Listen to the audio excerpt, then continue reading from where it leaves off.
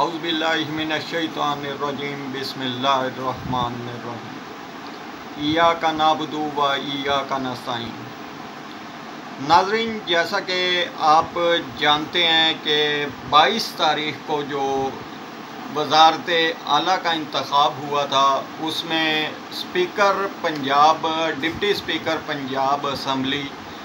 دوست محمد مزاری صاحب نے جو رولنگ کی تھی اسے سپریم کورٹ میں چیلنج کر دیا گیا ہے۔ اور یہ بھی آپ جانتے ہیں کہ سپریم کورٹ نے اسی دن جو فیصلہ دیا ہے اس سے اگلے روز جو فیصلہ دیا ہے کہ اس کا فیصلہ آج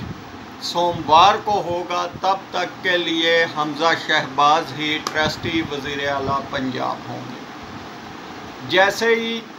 موجودہ حکومت کو اس چیز کا علم ہوا کہ سپریم کورٹ نے سو موٹو ایکشن لے لیا ہے، تو یہ اپنا سوشل میڈیا پر پروپیگنڈا کرنا شروع کر دیا ہے۔ انہوں نے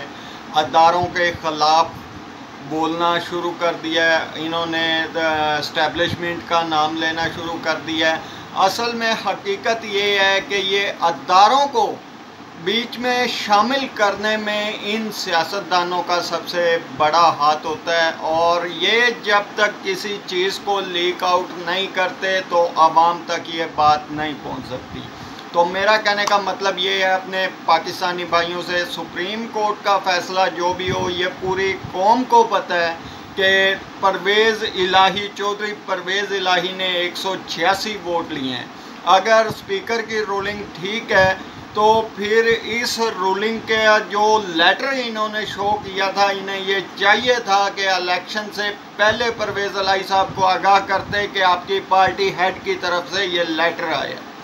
جبکہ یہ انہوں نے ایسا نہیں کیا۔ جس وقت پولنگ ہو گئی، نتائج آ گئے، کاؤنٹنگ ہو گئی، اس ٹائم